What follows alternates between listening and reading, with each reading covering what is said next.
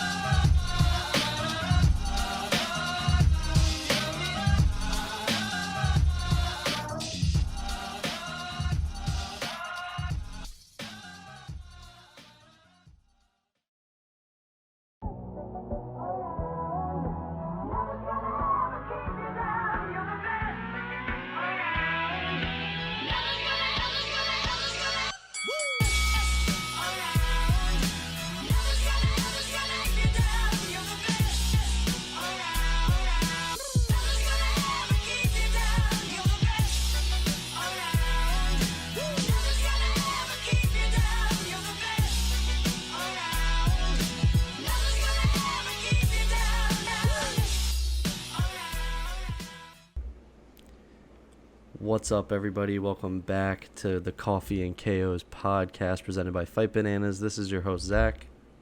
What's going on, guys? Steve here. And with no UFC cards going on for another week, we wanted to put out a little video for everyone to just kind of stay in the loop until we finally get some UFC back.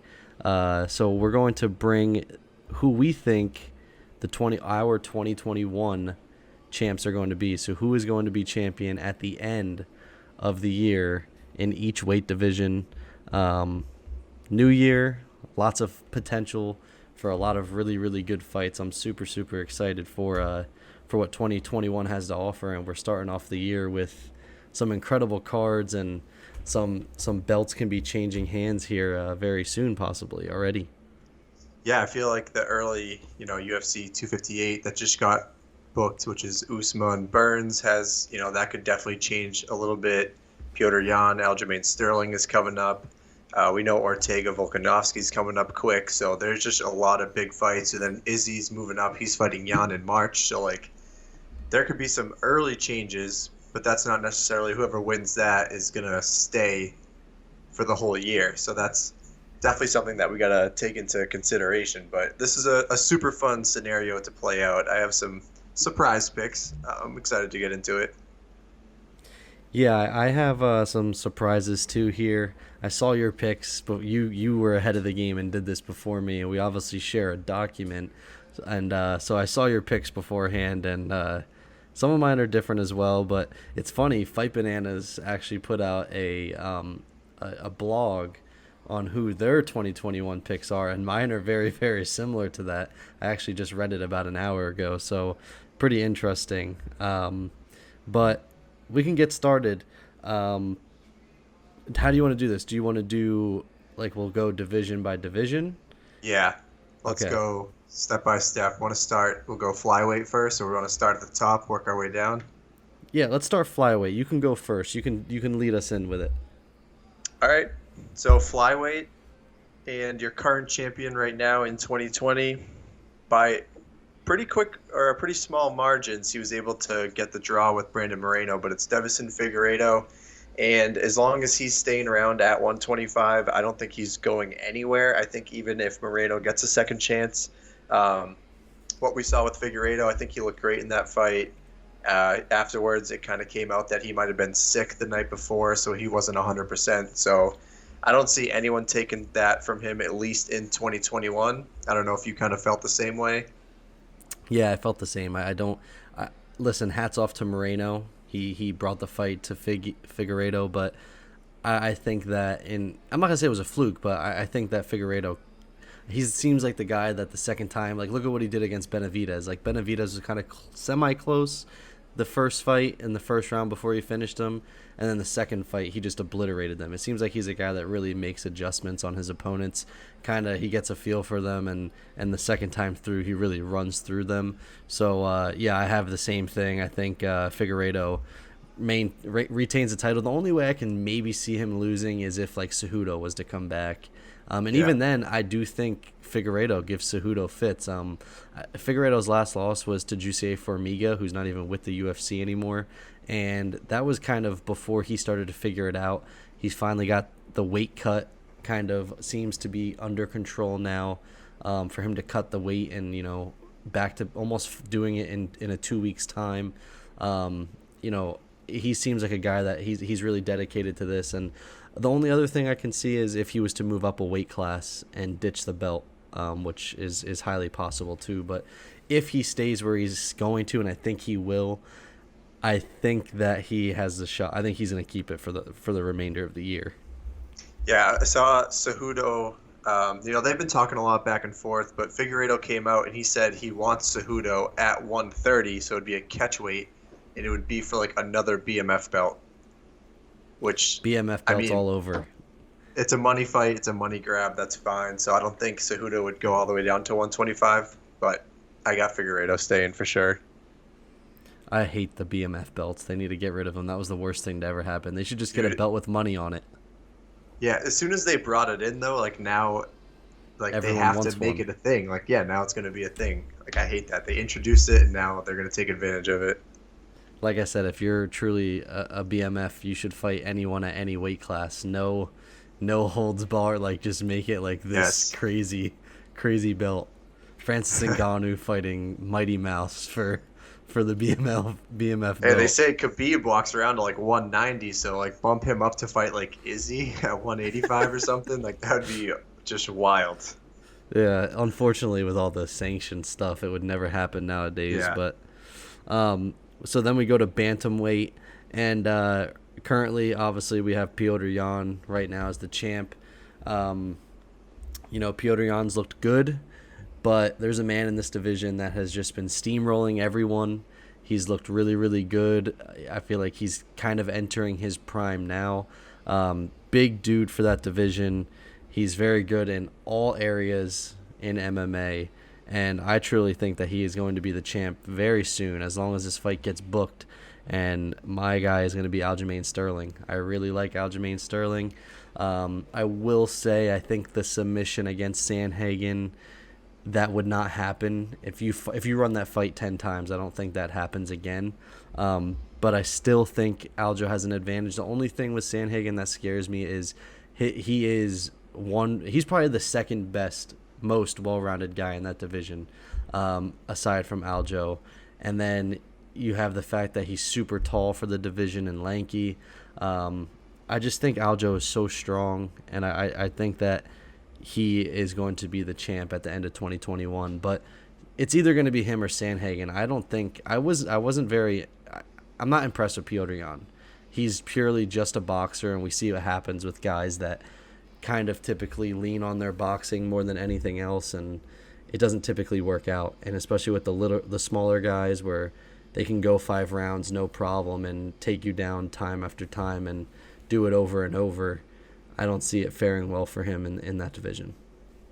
Yeah, the one thing I will say about Petr Yan is when he originally fought Jose Aldo, I didn't really put any stock into that. But then seeing Jose Aldo against Marlon Vera recently, that's actually a lot more impressive now. So hats off to him for getting it done in that fight. But I do think you're 100% correct. I think Aljamain is going to defeat Petr Yan when that fight actually gets booked, and it happens for all the reasons that you mentioned. But I do see Corey Sandhagen, because that's going to happen early on in 2021, I would imagine, at least the first half.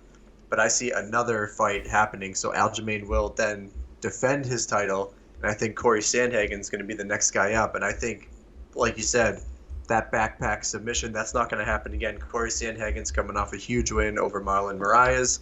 Both of them have, huge size for that division. They both have good strength, good striking.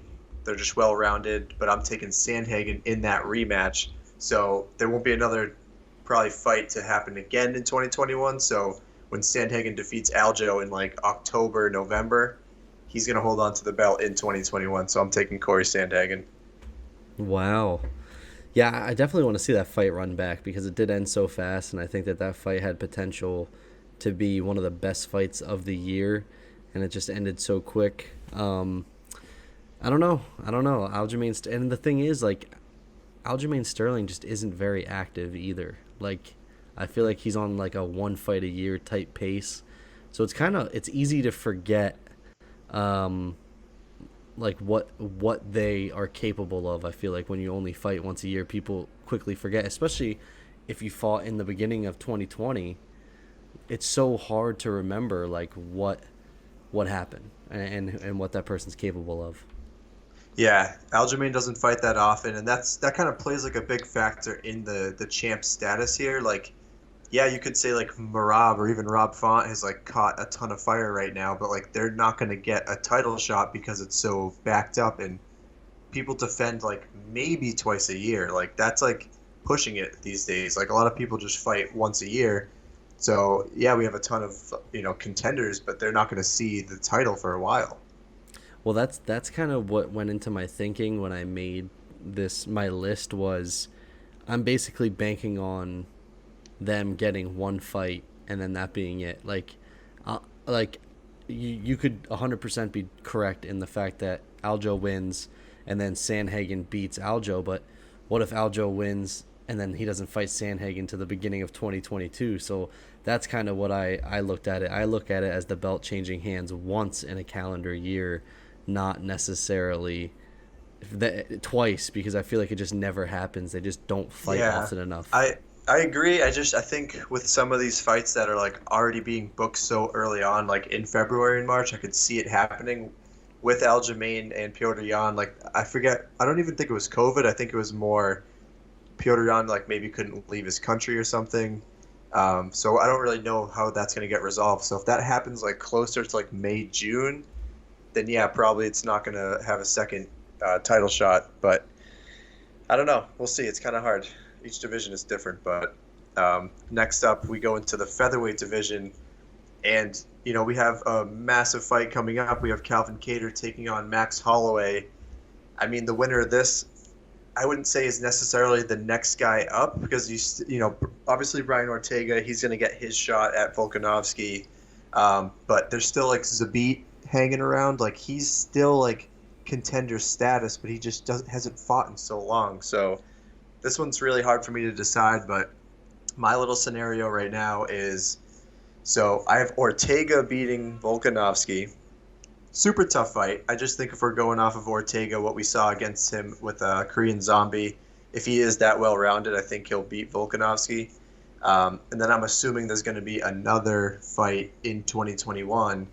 Calvin Kattar is going to get this done against Max Holloway coming up in a few weeks, which I'm pumped about. And then Kattar is going to knock out Ortega for the belt. So at the very end of 2021, you're going to see Calvin Kattar grab it, and he's going to be your 2021 featherweight champ. So you think that two divisions are going to defend their belt twice in the year? Yeah. Oh, man, I think that's a little risky. I like it.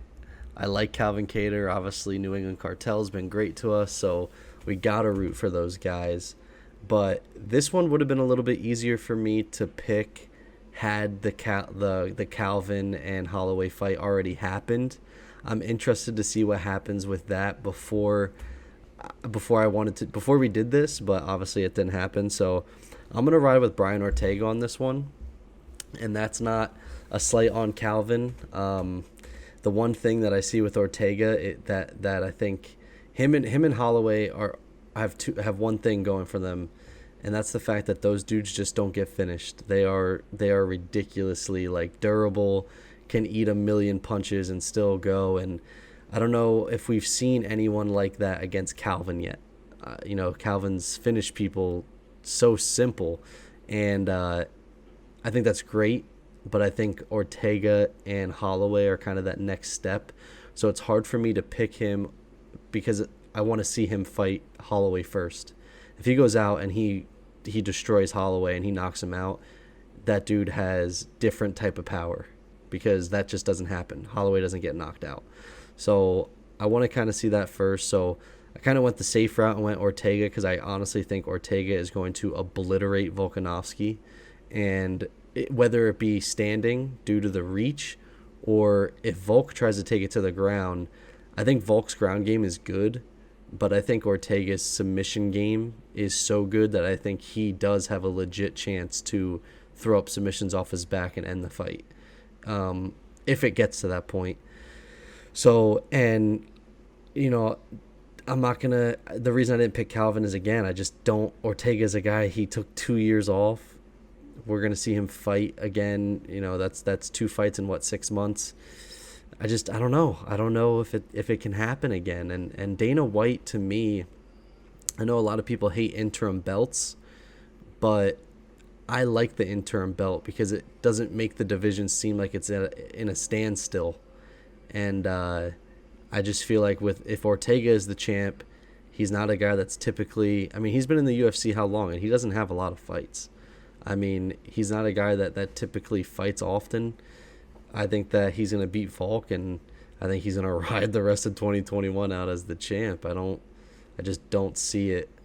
And I think Holloway and I think Calvin both have a shot against Ortega because they throw such crazy volume.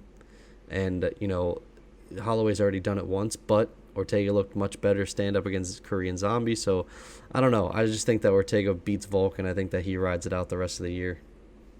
Yeah, no, I agree. I still have Ortega beating Volkanovski when that fight does take place. So, we're pretty similar with that. We say Ortega's going to get it, but if there is one more shot, I would like it to be Kattar. But I could also see, if Kattar wins this fight in a few weeks, who's to say they're not going to run it back with Zabit in a main event, 5 rounds?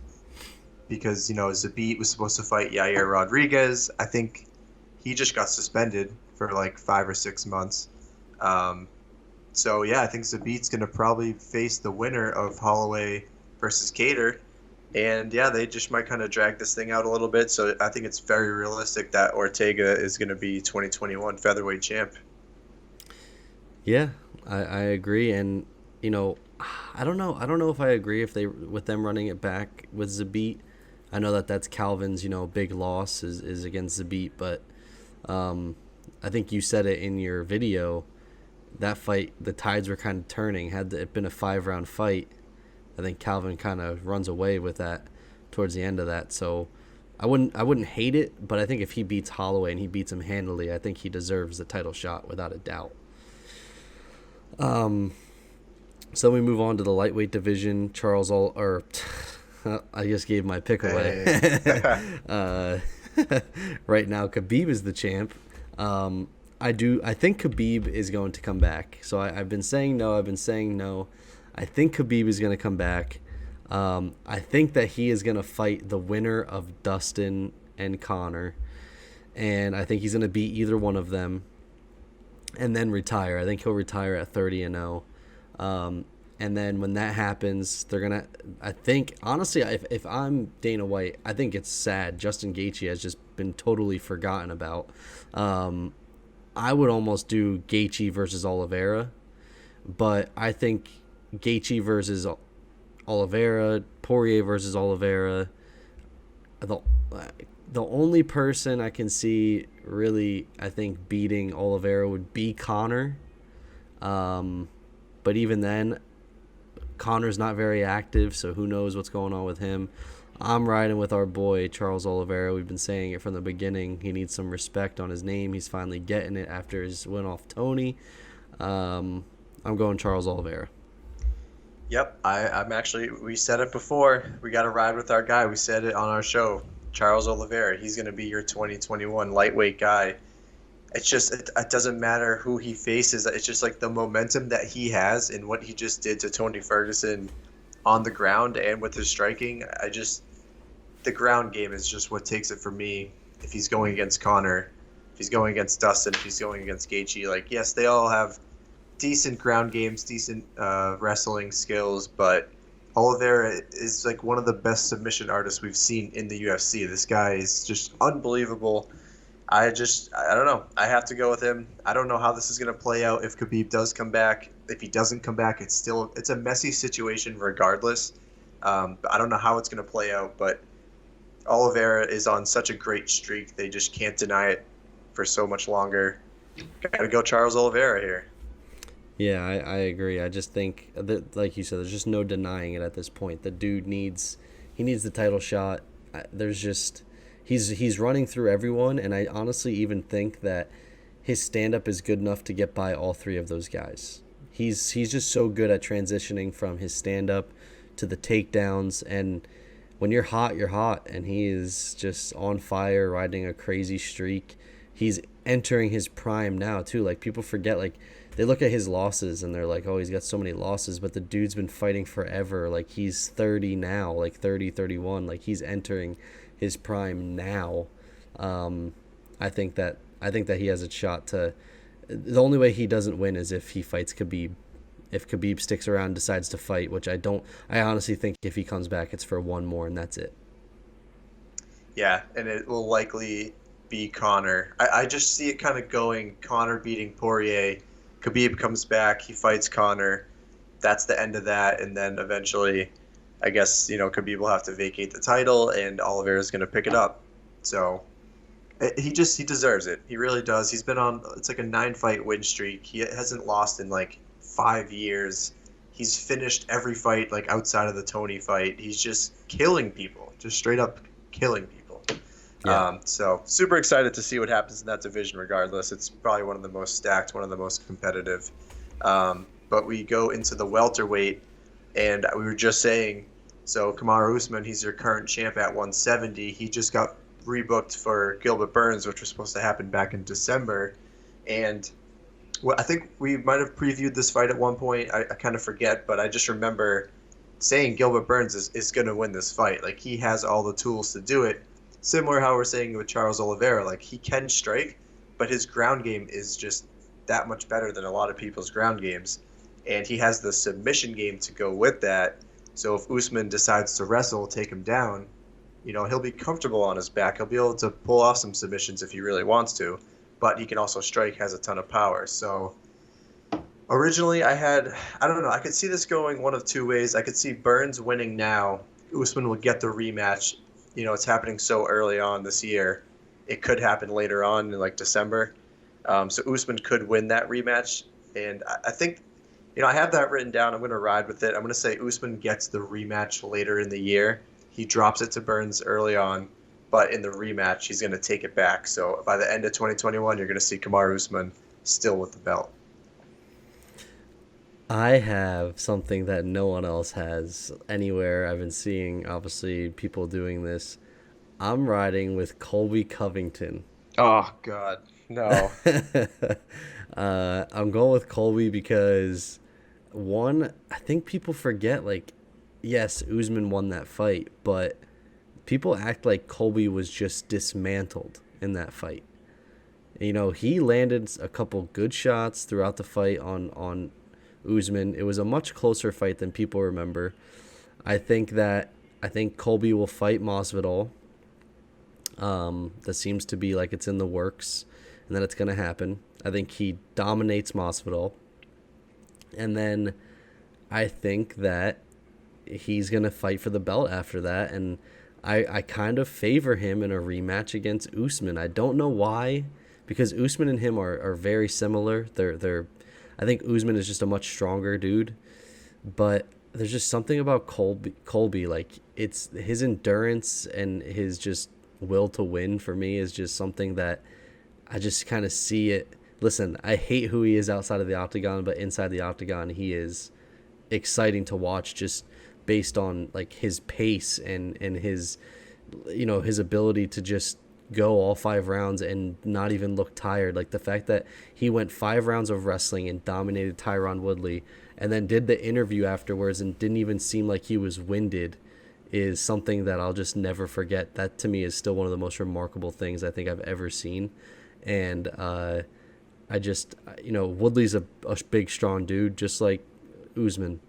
I don't know. I think that he can get it done. I like Colby in that fight.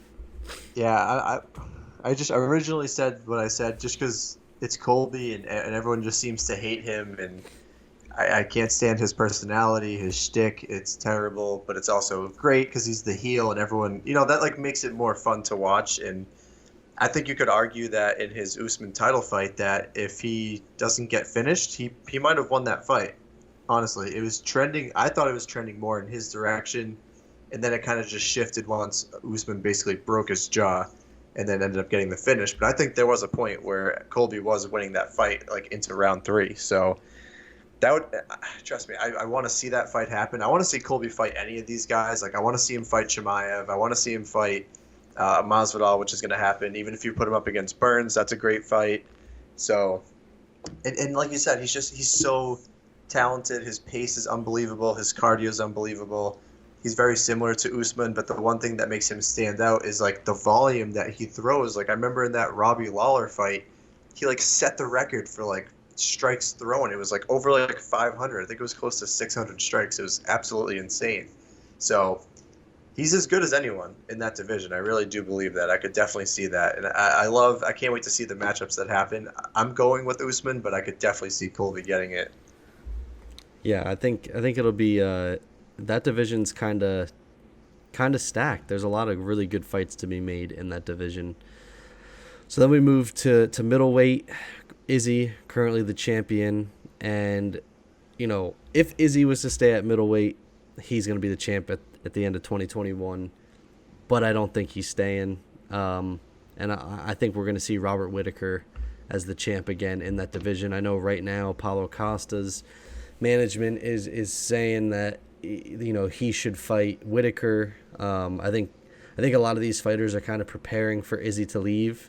Izzy has cleaned out the division. I think the only person that really deserves a rematch or a fight against Izzy is Whittaker. Just because Whittaker was the champ for so long, I think that he deserves that chance to get a rematch. But I don't think it's going to happen. I think Izzy's going to move up to light heavyweight, and I think he's going to stay there. And because of that, I think Whittaker against Cannonier again, if that's what they do, or Whittaker against Paulo Costa. I still think Whittaker gets it done. So I'm going to go Robert Whittaker, middleweight champ.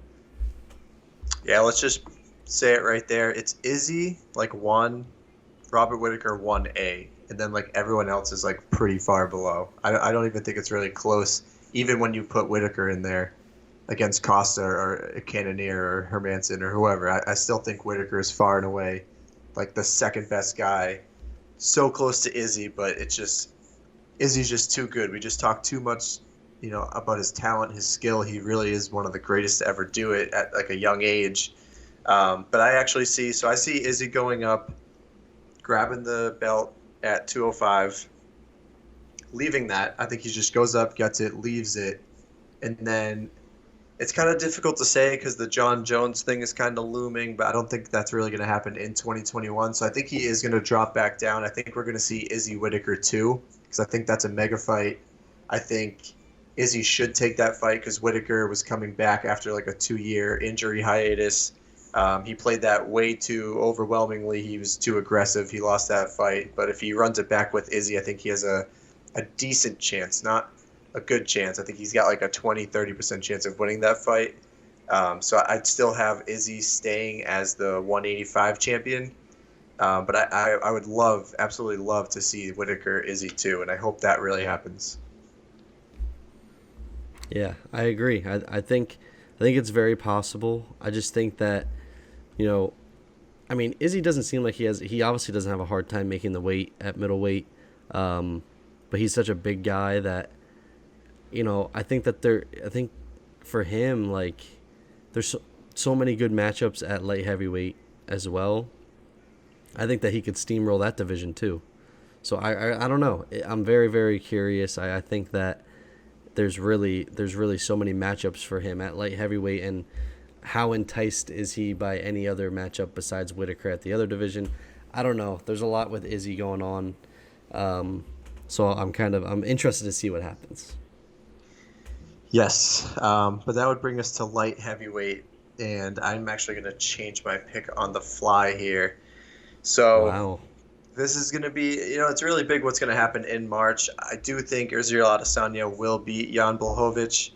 I don't know, Izzy's such a complete fighter. He's still going to have the size. Jan's seems to be more of like a counter striker, which Izzy is like the best counter striker. So I think he'll be able to dance around, win that fight. But like I said, I don't think he's going to defend the belt. So I think he'll drop that. It'll be vacant. They're going to have to kind of put two people together for the interim belt. And I think who would win that fight would be, I'm going to go with Alexander Rakic, because he's got a huge fight coming up against, I think he's fighting Thiago Santos. Yep. So I think it's probably going to be Rakic versus Glover. And I'm going to go with Rakic. Wow. Kind of wild, I know. You pulled that one out, huh? Yeah. I'm going Izzy. I think Izzy wins the belt against Blachowicz. I think he stays. I think there's enough enticing matchups there to kind of hold him over until John Jones decides to come back down and fight him. I don't think that fight happens in 2021 because John Jones has spent all this time blooming to get to heavyweight that I don't think it happens in 2021. But I think there's enough fights at light heavyweight for Izzy to stay there and kind of get a couple light heavyweight fights under his belt. And I think that we'll either see John Jones and Izzy at the end of this year, like the very end, like you're talking maybe the headliner of the last card, or to kick off 2022. So, yeah, I'm going Izzy. I don't think he's going to stay. I think he's going to win against Jan. I think he's going to stay. But I like the Rakic pick. And I think Rakic is an enticing matchup against Izzy because he's massive and so strong that, I don't know. Like, that's the only thing. Like, Izzy seems kind of frail right now because he has to make weight. But I'm interested to see what his frame looks like at, like, a healthy 205. Yeah, I don't know. It's so hard. Yeah, he's very skinny. It's really only an additional 20 pounds. He's 6'4". Like, you're really not going to notice much on it. But he has the power. Like, he knocks everyone out. He knocked Whitaker out, like, cold. Did the same thing to Costa. Like, he has the power. But, yeah, you jump up to 205. Like, these guys are also huge and also have a ton of power. Like, Rakic is a prime example of that.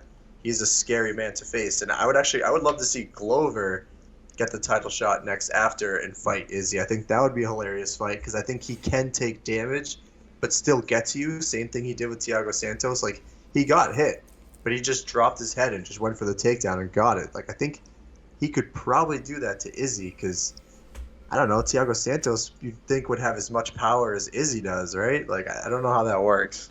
Yeah, well, my thing is, like, how is that power going to translate to the 205 division from Izzy? Like, he's knocking out guys cold, at 185, but what is he going to do that at 205? Like, we don't know. Like, and like you said, Glover could wear one and just lay on Izzy, and before you know it, he's throwing up a choke and the fight's over.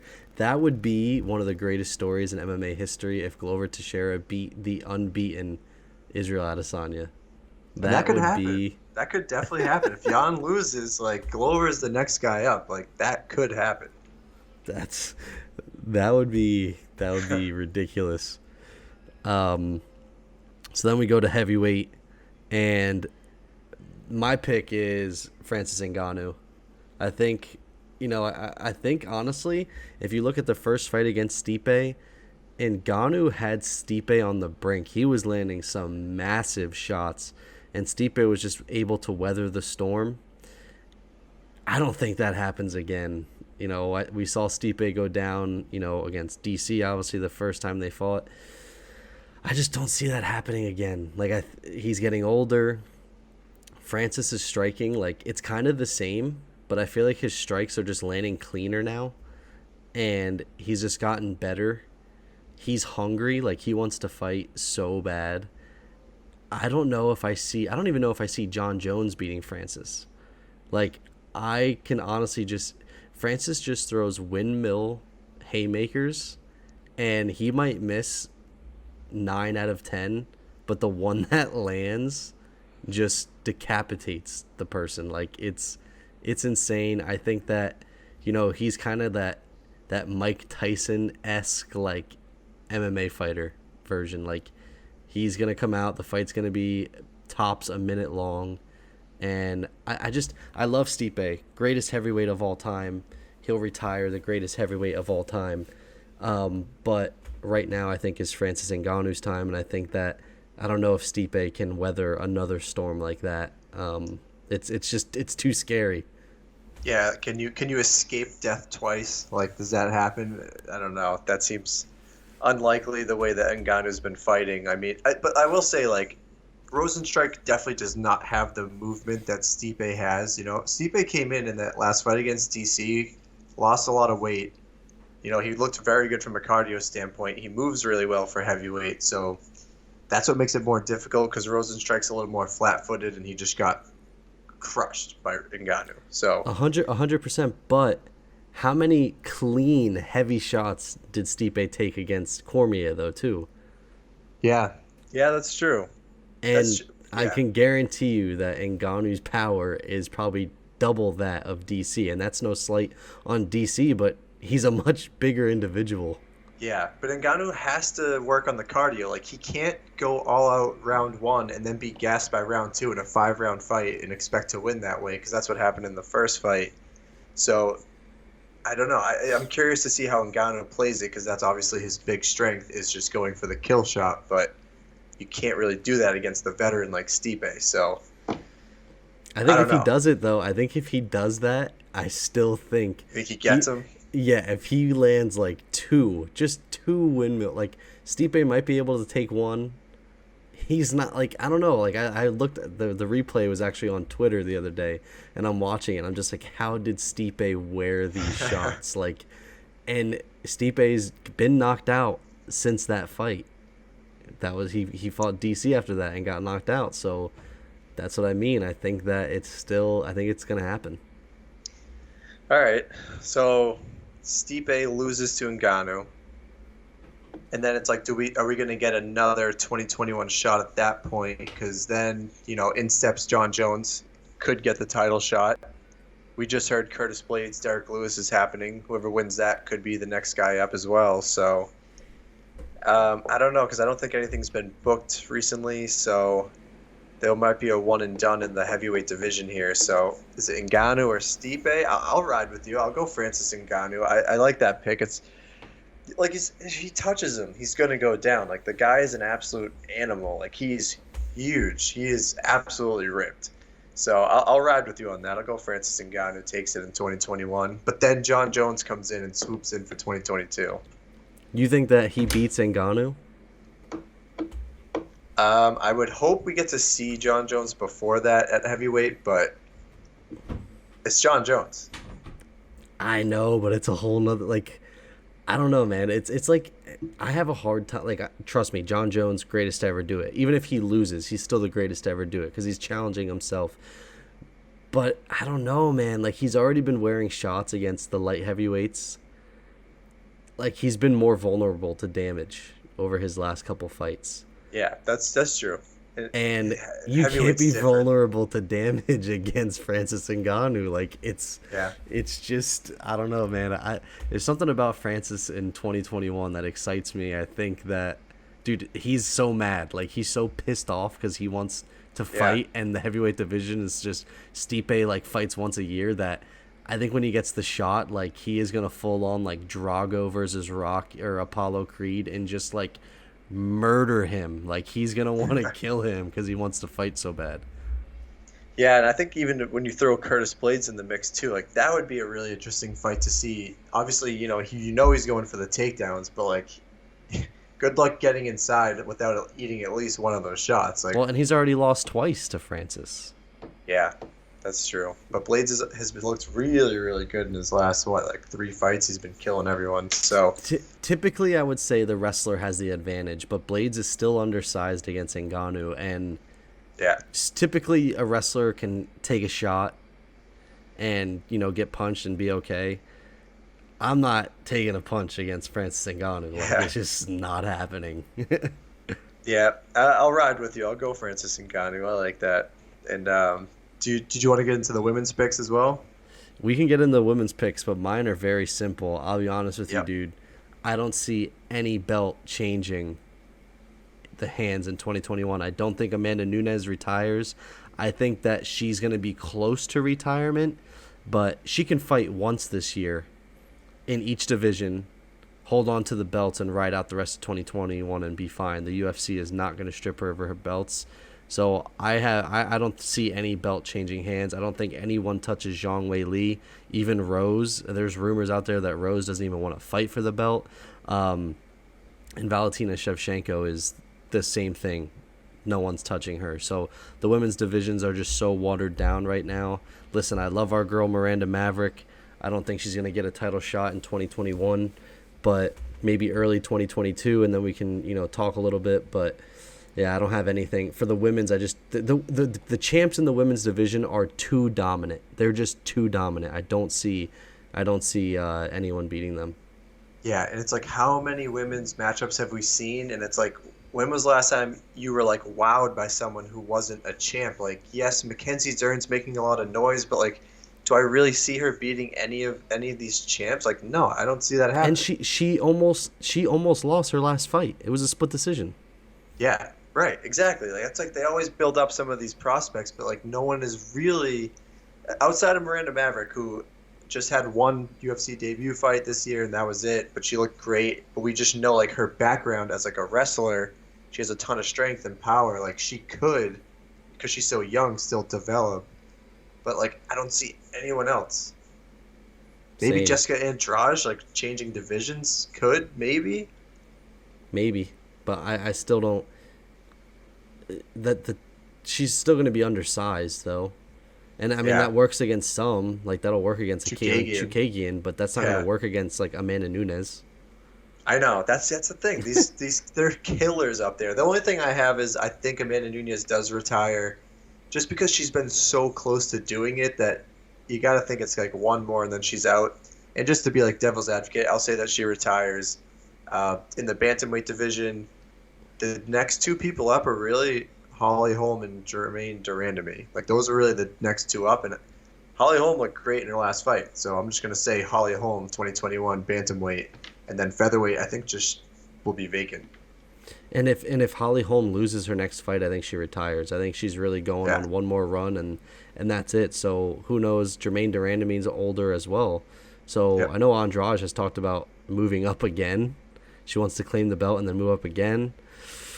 I don't know. She's super strong, but it's only going to take you so far. She's super small for that division as far as height. Yeah, so I'd say it's definitely going to be tough. I mean, Nunes could retire, then it makes it less interesting for me. I'd rather watch Amanda Nunes fight, to be honest. I don't want to see Holly Holm versus Durand to me. Like, that seems like a matchup from like 2012 that I'd be excited about. Yeah, but today it's like, come on. I mean, we know these fighters. Like, 2021 challenge. Like, give me a women's fighter prospect who's like gonna make some noise. I am interested to see how Clarissa Shields does. She transitioned to MMA. She was like one of like the women's national champion boxer, like crazy boxer. She's transferred to MMA. She's not in the UFC. She wanted to get a couple MMA fights under her belt first. So I am excited to see that. If she does well enough to keep the fight standing, that could be dangerous. So got Bellamere, our guy David Alkin. He loves Bellamere. He said that, I know she's young, she's 17, but she could be the youngest UFC fighter ever, maybe. She won't be champ in 2021. But no, definitely not. But just throw a hat into the mix at some point in the future. Yeah. I don't know. It'll be interesting. The women's divisions, they interest me. I think my thing is there's got to be people out, like there's got to be women out there like on, like somewhere. There's got to be women somewhere like Germany or Russia, like some crazy sized women that are going to like can give these people fits, right? Like, I don't know. It's just Amanda Nunes just seems, what she did to Chris Cyborg is something that will be, it's incredible. Chris Cyborg was the most dominant woman that people have ever seen. And Amanda Nunes ate her for breakfast. Yeah. Like, it was insane. Well, yeah, Nunes is it's like all three of them are like GOAT status. It's like, it's hard to obviously defeat the GOAT, but like Amanda Nunes, we talk about her as like UFC top 5 greatest ever. Oh, she was on my top 5 GOAT. Like, she was on mine. No, yeah, she is one of the greatest mixed martial artists ever, male or female. Like, she's incredible, and Valentina Shevchenko is working her way there. She is. And she lost twice to Amanda Nunes, which just shows how good Amanda Nunes is. Like, that's insane. There's only one other name that I'm really seeing on here, and it's Macy Barber. She was a prospect. She got injured, but again, like, I still think she gets roasted. Yeah, but she's super young too. She's like 21 years old. So like these fighters still need to develop, but like yeah, no one's really sniffing the title contention for the next like 3 years. The only thing that interests me about Megan Anderson and Nunes is Megan Anderson is super tall and throws pretty good kicks. Like that, you know, there's always a chance when you can throw a high kick catching someone, but you know, like you said, it's Amanda Nunes. Yeah, I agree. I didn't have any changes up in that division, so it is what it is. Anything else for the good of the cause? Well, we just hit our 500th follower on Instagram, so Coffee and KO is hitting another milestone, and we just continue to grow at a rapid rate every day. So shout out to all of our followers. Yeah, we really appreciate it. You guys are killing it. Steve, you are killing it on Instagram. Make sure you guys check out our Instagram page every day. There's almost new content. There is new content on there every single day. So make sure you check that out. This full episode will obviously... I've been putting the full episodes on Instagram too. I feel like, why not? It's not going to hurt anything. Yeah, give us a follow on Instagram. Coffee and KO's 1. You can follow us on Twitter. We're almost at 500 on Twitter too. I think we're like 16 away. We put out some stuff on there. So go check us out. Make sure you go follow Fight Bananas. Check out Fight Bananas. And not this Saturday, but next Saturday is the big day. We will be debuting on the Fight Bananas channel. After the card, after Cater Holloway, we will bring to you the post-fight recap, talk about the whole card, and really, really excited for that. It's going to be awesome. I'm so excited for this ride, dude. Yeah, and that first fight, that's like a 3 p.m. main card on a Saturday. So like recap, you're looking at like a 6 p.m. recap. So yeah, I'm super pumped for it. Like, it's really a big step up for us, and it's just kind of going to be like our regular show, just at a different time, talking about the same stuff we would do on a recap show anyway. And then we should have probably a preview episode too coming out next week, I'm sure. Yeah, 100%. So anyway, guys, thanks for the love and support. We'll see you guys soon. Remember, we are crazy on fights, jacked on caffeine as always, and we will see you next week.